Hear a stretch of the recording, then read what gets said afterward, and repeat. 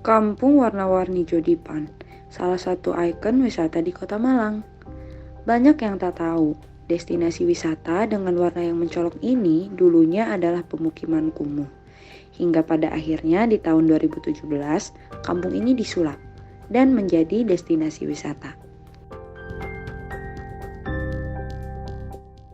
Awal tahun 2016 itu ada anak-anak mahasiswa dari Universitas Muhammadiyah yang kebetulan KKN di sini. Kegiatannya yaitu membuat kampung warna-warni di sini. Waktu itu kampungnya masih kusam ya, masih terjal, masih kusam. Tujuannya mestinya awalnya bukan bikin kampung wisata, itu enggak. Tujuannya membenahi tempat kumuh menjadi tempat yang layak huni gitu aja. Tapi di luar dugaan, setelah selesai pengecatan orang pada berdatang ke sini, yang kita dapat hanya sampah saja. Maka dari akhirnya teman-teman bersepakat untuk diambil uang masuk 2000 waktu itu ya, untuk operasional, misalnya untuk bayari tukang sapunya ya, untuk kebersihan dan lain-lain. Tapi itu nggak mencukupi, akhirnya 2017 jadi 3.000, mungkin sampai dengan menjelang pandemi itu 3.000. Setelah pandemi ini baru 5.000. Sebenarnya bukan untuk tempat wisata, kita dikasih cat itu supaya kelihatan lebih bersih gitu aja. Tapi setelah dicat kok banyak wisatawan yang datang gitu, jadi tempat wisata itu jadinya. Kan yang kayak tadi Ibu bilang, tadinya kan cuman untuk biar nggak kelihatan kumuh aja ya Bu. Ya. Terus sekarang menjadi tempat wisata. Kalau tanggapan Ibu sendiri gimana terhadap perubahan? Sebenarnya kalau di awal dulu katanya tempat kumuh itu yang dilihat kan dari pinggiran sungai ya. Iya. Makanya karena banyak sampah. Tapi kan tempatnya itu sampahnya bukan dari sini aja, dari atas, dari salurannya itu gitu. Yang kelihatan katanya dari kampungnya kumuh gitu. Kalau dari kampungnya sini sih sering ada kerja bakti setiap 1 bulan sekali, 2 kali gitu.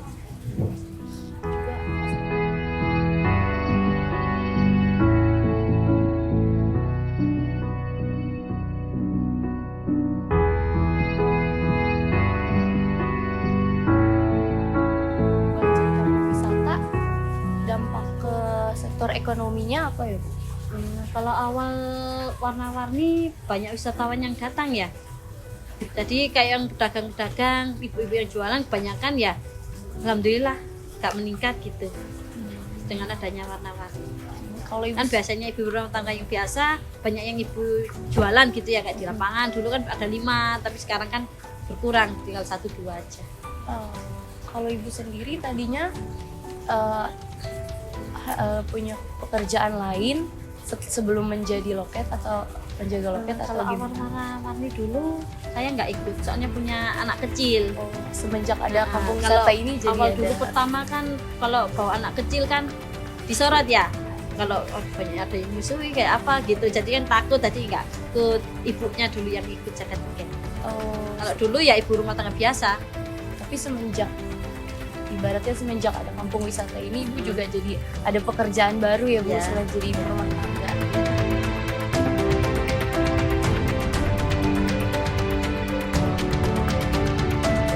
Kalau kehidupan warga biasa-biasa aja Mbak, karena di sini kampung wisata itu bukan suatu tujuan untuk bisnis atau cari penghasilan, tidak, hanya kebetulan saja. Kalau kehidupan sehari-hari sudah menggantungkan kepada bapaknya ya. Jadi meskipun bukan tempat wisata di kampung warna-warni itu bapaknya yang jadi tumpuan. Terus kan tadi waktu itu saya sempat ke kampung Budi. Nah itu tuh ternyata beda gitu ya Pak, antara kampung Budi sama kampung Jodipan. Nah kalau untuk perbedaannya sendiri itu apa? Oh gini, kalau kampung 3D itu Mbak ya. Jadi sebelum 3D muncul yang lebih dulu warna-warni ya. Jadi mungkin tahun 3D mungkin tahun 2017, ini 2016. Itu pun kalau kampung 3D, kampung warna-warni ini yang munculnya itu dari gagasan anak-anak mahasiswa, tapi kalau kampung 3D itu munculnya perintahnya wali kota seperti itu.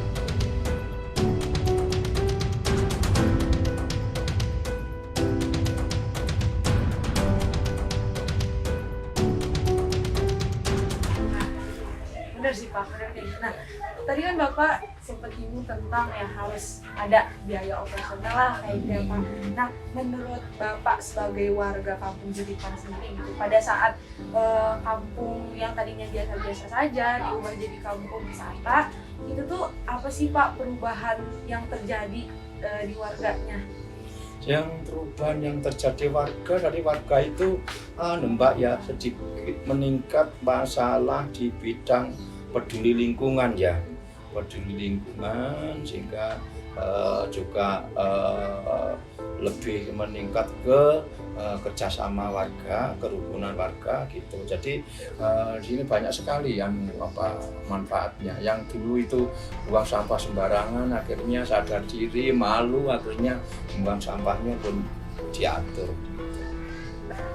Otomatis kalau misalkan kampung ini sudah dijadikan tempat wisata, kampung wisata, berarti ada dampak ekonomi gitu terhadap keuangan atau kegiatan ekonomi warga. Nah itu tuh kayak gimana aja Pak?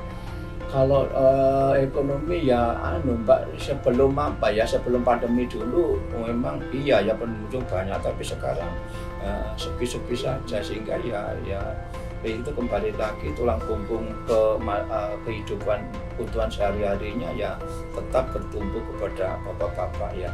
Ini saja yang satu dua yang jualan itu aja yang masih bertahan, itu pun ya sudah nggak lancar seperti dahulu. Jadi masalah ekonomi sebenarnya ya ada perubahan tapi tidak dihitung efek itu.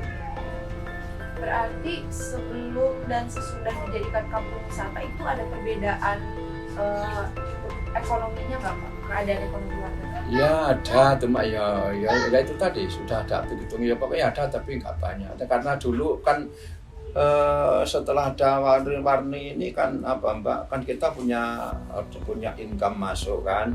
Jadi sini itu setiap 2 bulan sekali, bulan hari raya sama tahun baru itu bagi-bagi sembako kepada semua kakak yang ada. Itu dari mana ya, dari yang 5.000 dari tiket masuk tadi.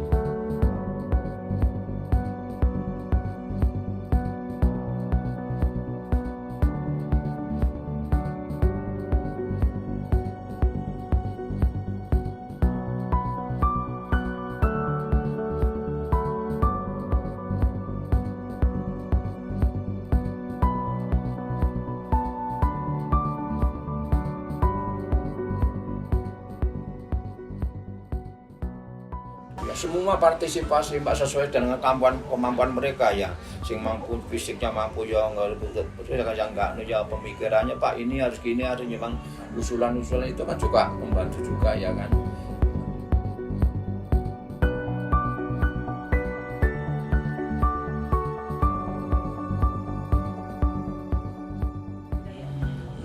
Kalau kontra nggak ada, kali awal-awal dulu waktu mau pengecetan itu komplain ada, tapi nggak banyak ada berapa. Karena apa kok komplain? Karena memang biaya mereka belum ngerti acaranya itu mau seperti apa kan belum tahu. Tapi setelah mereka mengerti, mendukung juga.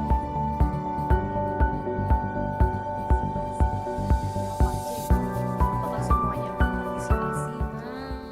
Kalau semuanya ya enggak ya. Ada berapa aja yang kadang yang nggak bisa ya ikut berpartisipasi ya kayak jaga lingkungan aja, nggak buang sampah sembarangan gitu, menjaga kebersihan aja. Kalau yang nggak berpartisipasinya itu yang kayak gimana? Kita nggak tahu ya Mbak, dalam satu kampung gini kan ya mesti ada ya 1-2 itu ya, kesibukan yang lain Mbak, nggak bisa gitu. Untuk toilet kamar mandi umum kita sendirikan ya, kalau untuk warga sendiri, untuk pengunjung juga sendiri. Kayak ini contohnya, ini buat warga, khusus buat warga. Jadi dipisahin gitu. Iya, kalau itu buat pengunjung. Ya, tapi juga ada yang warga juga. Itu kalau Nah, ini kan khusus kamar mandi. Kalau bentuk kepengurusan toilet buat pengunjung sama toilet buat warga ada bedanya nggak Bu? sebenarnya. Ada perbedaannya Mbak, soalnya kalau yang buat warga ini khusus buat mandi aja ya banyak cucian, jadi takutnya kalau pengunjung masuk takutnya kotor gitu. Kalau warga sendiri yang untuk toilet warga ada iurannya juga. Kalau yang pakai di sini ada Mbak, 1 bulan sekali 10.000. Kalau yang pakai gitu, yang nggak pakai ya enggak. Oh, Soalnya airnya ini kan pakai token ya gitu, kayak pulsa gitu ya. jadi udah ada kayak listnya, ini yang pakai siapa, nanti bayar iurannya siapa. Iya. Kalau yang toilet pengunjung itu iurannya ya dari pengunjung aja. Ya. Memang warga di sini tuh belum punya toilet masing-masing apa gimana? Kebanyakan sih Mbak, beberapa rumah ya ada yang nggak punya, ada yang ngontrak gitu. Bukan semua milik setiap rumah gini rumah kita, bukan. Ada yang ngontrak, ada yang nggak ada kamar mandi gitu kan. Itu yang menarik dari kampung Jolipan. Yang pertama value-nya kan aku taunya ini tuh kampung ini berdiri karena KKN UMM, ya kan, teman-teman mahasiswa KKN UMM, KKN di sini yang mana ini dulu kampungnya sorry banget nih gitu kan, yang enggak pernah dipandang gitu kan sama warga sekitar itu kayaknya enggak juga gitu kan. Yang itu yang pertama, yang kedua spot fotonya banyak, itu jelas. Kita nggak usah munafik aja, spot fotonya tuh oke. Kalau misalnya mau, terus kalau mau dibandingin sama rekreasi di Batu nggak ada ya itulah yang banyak spot fotonya juga, ya kan, nggak usah disebut namanya. Itu misalnya 85.000 itu 115 ya, karena aku juga sempat kesana 115 deh, itu ya udah sama punya spot foto, tapi di situ murah. Yang ketiga murah, itu yang sangat-sangat terjangkau kita ya sebagai mahasiswa, itu kayak murah banget, apalagi kalau punya teman, apalagi yang punya teman banyak ya. Ini aku nggak bilang temanku banyak, enggak, cuman kayak misalnya teman yang dari luar Jawa itu ke Malang, kita nggak bingung mau ajak kemana gitu. Nah, kalau misalnya pagi sore gini bisa diajak ke sini, kalau malam langsung aja ke Paralayang gitu kan. Yang benar-benar jauh. Saya juga pernah dengar berita kalau di sini sempat terkena banjir. Iya. Bisa diceritakan Pak? Kalau yang namanya banjir Mbak, Kali Brantas itu memang tempatnya banjir ya. Sejak dahulu kala kalau Brantas itu memang harus banjir, jadi terutama kalau Batu itu hujan ya, harinya mesti ke sini. Tapi yang memang gede itu ya di tahun kemarin ya, tahun 2020 kemarin, 2021 ya kan gede itu. Tetapi itu pun tidak sampai membahayakan warga, dalam artian secara fisik merusakkan pemukiman warga juga tidak. Karena memang airnya tinggi gitu aja. Satu yang kemarin tuh banjir bandang, nah itu iya sampai itu. masuk rumah. Nah itu dampaknya gimana tuh ya pas banjir bandang? Dampaknya apa ya Mbak, ya banyak yang rusak ya. Kalau di lapangan ini kan sampai penuh, masuk rumah sini kan juga masuk ya. Jadi kalau yang di lapangan ya sampai kelem, jadi kayak pintu toilet sama kaca-kaca pecah gitu. Jadi kalau dari sektor ekonominya juga jadi turun Bu. Iya.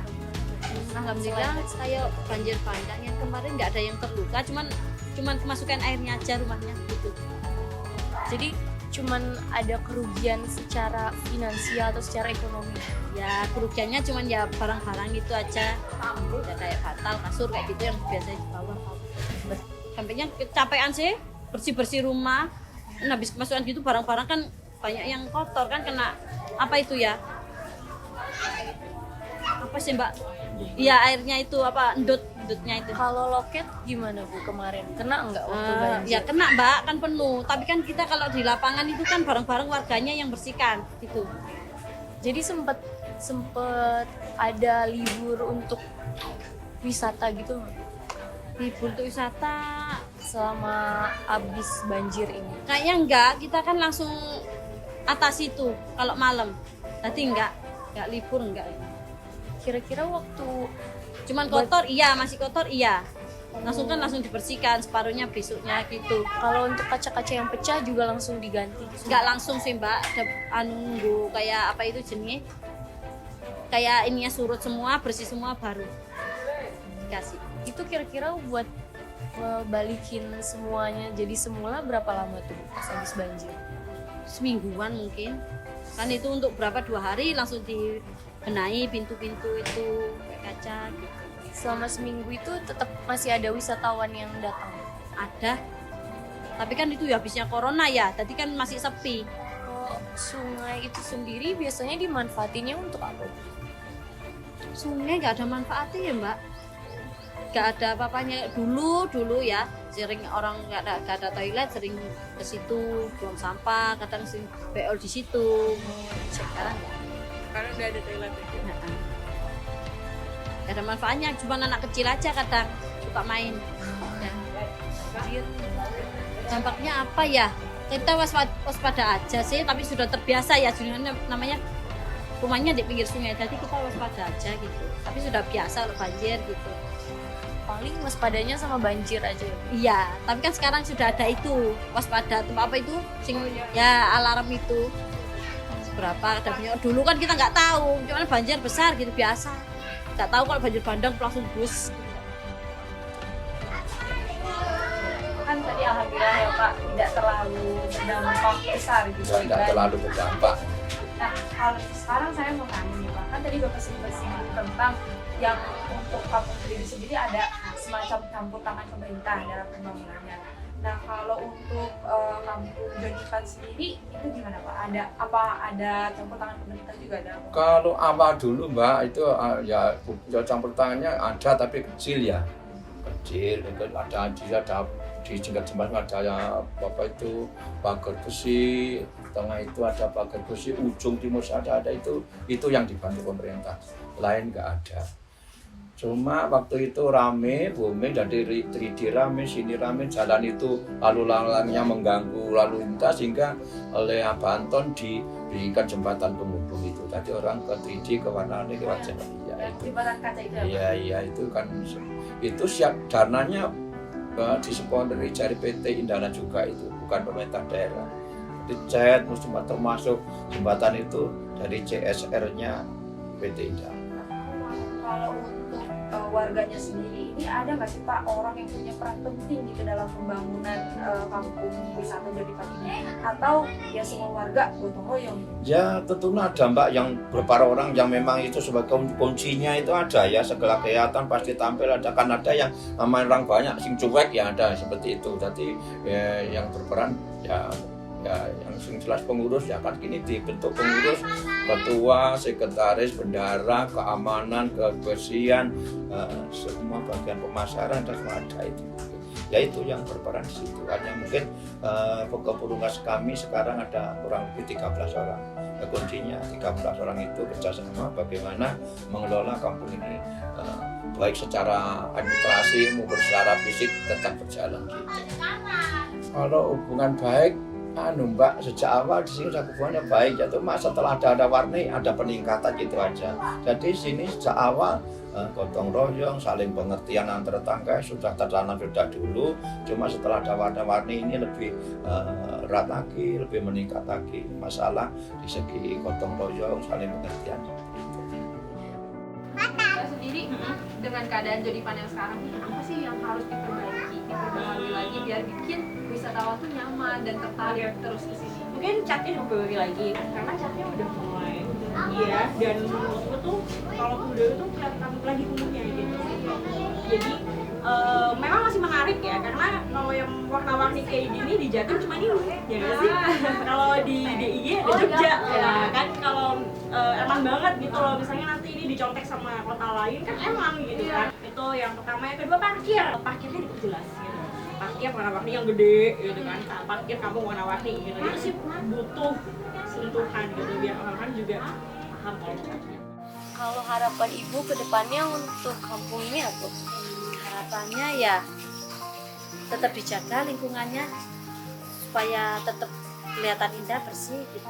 Supaya pengunjungnya ya, kalau pengunjung yang sudah kesini kan ya sudah pernah gitu ya, tapi ya supaya Berarti pengen penasaran gitu kan, agak diubah lah apanya itunya kayak apa itu Pak, spot foto katakan itu terus soalnya kan biasanya. Jadi Ibu pengen ini jadi tetap tempat wisata yang lebih menarik gitu ya. Supaya pengunjungnya kan ya bisa lebih ya. Kalau sana bagus kan lebih banyak anunya gitu ya. Apa sih pesan Bapak terhadap warga kampung Jodipan ini untuk kedepannya, dan pesan untuk para wisatawan yang nanti Iya, jadi pesan kepada warga kita minta warga kami tetap semangat ya, tetap semangat. Jadi kita menjaga apa yang kita ada. Kalau kita mengembangkan sudah nggak mungkin karena lahan nggak punya, tapi minimal kita bertahan. Jadi mungkin yang sudah kelihatan jelek diperbaiki biar tetap bagus, biar orang tetap suka ke sini. Kalau masa kepada pengunjung, yang namanya pengunjung kita jadi tuan rumah jangan menjadi tuan rumah yang rewel ya. Jadi mereka berikan kebebasan, berikan masuk sini dengan ramah ya, cuma kita dengan pengunjung ya, harapan kami ya saling menghormati, itu aja. mungkin harapannya Pak, harapan untuk kampung jadi ke depannya. Harapan saya lebih maju dari yang sekarang. Amin, semoga aja ya Pak Amin, bisa amin. terus berkembang jadi Ya, ya, ya.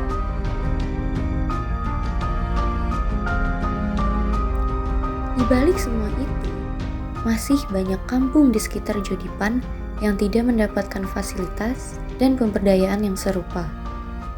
Sehingga sangat terlihat sebuah kesenjangan yang terjadi di sini.